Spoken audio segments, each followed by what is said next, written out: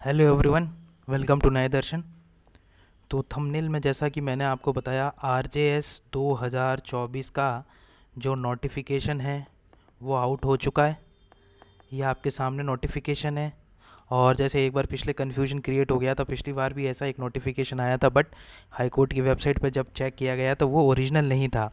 तो मैं आपको बता दूं कि ये वाला जो नोटिफिकेशन है ये ओरिजिनल है।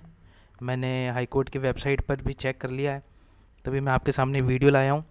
वीडियो शुरू करने से पहले बता दूं, अगर आप चैनल पर नए हैं तो राजस्थान एपीओ का जो भी राजस्थान से रिलेटेड लॉज है वो मैंने राजस्थान एपीओ नाम का एक फ़ोल्डर है, उसमें सारे लॉज पढ़ा रखे हैं। जो भी राजस्थान के 3 माइनर एक्ट आ रहे हैं, Rajasthan excise act, Rajasthan examination act 1992 का और 2022 का, सॉरी।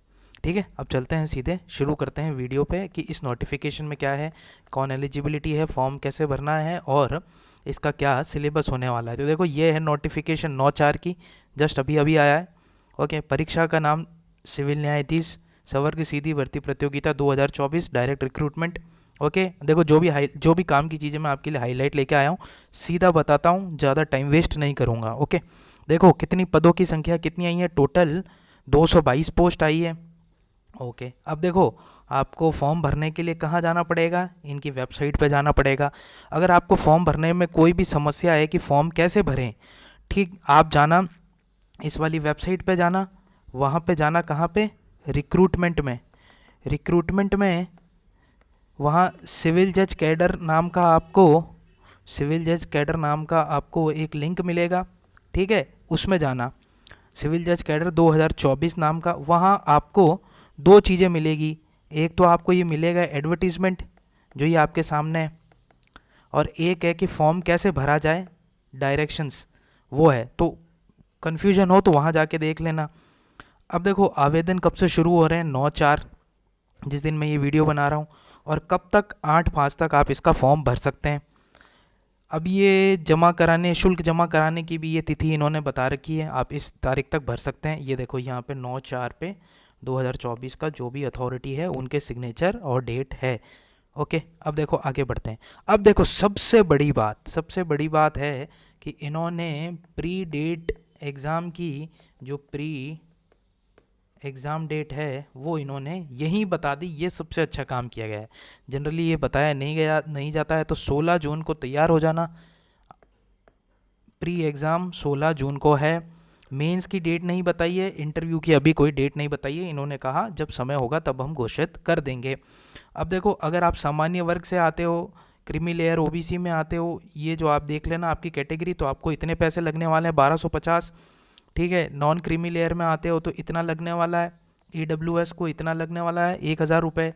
और जो बाकी जो भी दिव्यांगजन या फिर जो भी इस कैटेगरी में आते हैं, अनुसूचित जाति जनजाति, उनके लिए 750 रुपये लगने वाले हैं। अब देखो, इन्होंने ये भी बताया, मैंने आपको पहले भी कहा था कि 3 साल से वैकेंसी आई नहीं है, 3 साल की इकट्ठी होगी एक साथ में और आएगी 222 पोस्ट पे, जो कि मैंने आपको ऑलरेडी बता दिया था मेरे पहले ही चैनल पे। अब देखो, टोटल 83, 57 और 82 आई है।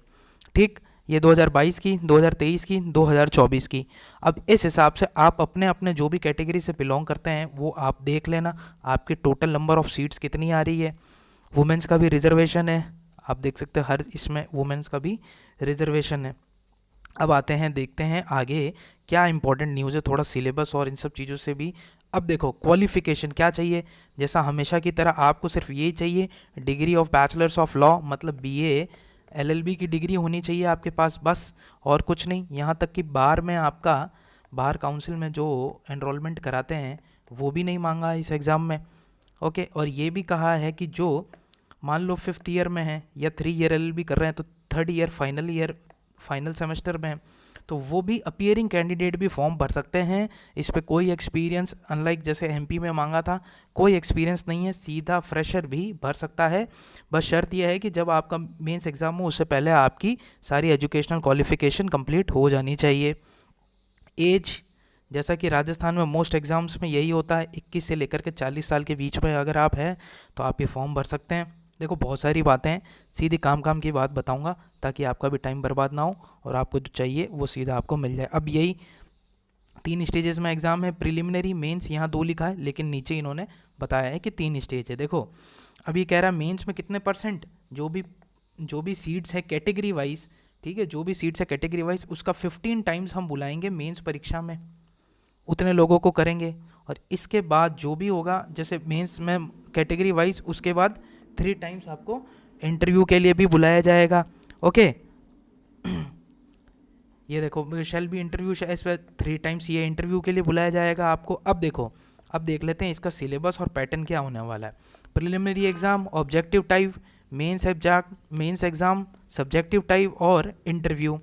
अब जो इसका जो पैटर्न है ना, कोई चेंज नहीं हुआ है, जो आज तक चलता आया है ना, ये आरजेएस में जो पिछली बार हुआ था वही। 70% आपका लॉ, पेपर 1 पेपर 2 और 30% आपका हिंदी और इंग्लिश। प्रिलिमिनरी में यही रहेगा, और मेंस और प्री दोनों का सेम रहने वाला है। प्री का जो टाइम होगा वो एग्ज़ाम का वो होगा 2 घंटे। लॉ सेम रहने वाला है पेपर 1 पेपर 2 में। हिंदी में आपके आने वाली है ग्रामर, और ग्रामर में आने वाली है ये सब चीज़ें, ठीक है। अब देखो इंग्लिश में आपके क्या आने वाले हैं, टेंसेज, आर्टिकल्स, डिटर्मिनर, जो भी ग्रामर की चीज़ें ये आपके सामने, ये पढ़ लेना। अब mains examination shall consist of following subjects, यही जो लॉ पेपर 1 2 3 इंटरव्यू, ये जो चीज़ें होने वाली, ये यही सब पूरा जो पहले चलने वाला पैटर्न जो फॉलो होता आया है पिछले एग्ज़ाम में, वही सेम होने वाला है। मेंस एग्जामिनेशन लॉ पेपर 1 में देखो कोई सिलेबस चेंज नहीं है, जो पहले था सेम वही है। Probation, domestic violence, indecent representation, ठीक है, sexual harassment, framing of charge, judgement writing. Okay, इसमें भी कोई चेंज नहीं है। आगे बढ़ते हैं, लैंग्वेज में देखते हैं। पेपर 1 पेपर 2 इसमें भी कोई चेंज नहीं है। अब इंटरव्यू शैल बी टेस्टेड, ये आपको इंटरव्यू में ये सब चीज़ें हैं, इंटरव्यू तक पहुंच जाओ तो आप ये देख लेना। ओके, लिस्ट ऑफ कैंडिडेट्स, देखो मोटा मोटी जो इन्फॉर्मेशन थी ना यही थी।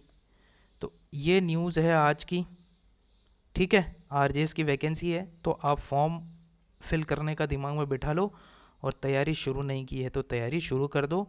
एपीपी का भी आ रखा है जिसकी 181 पोस्ट है, और इसकी आ गई 222, ठीक है।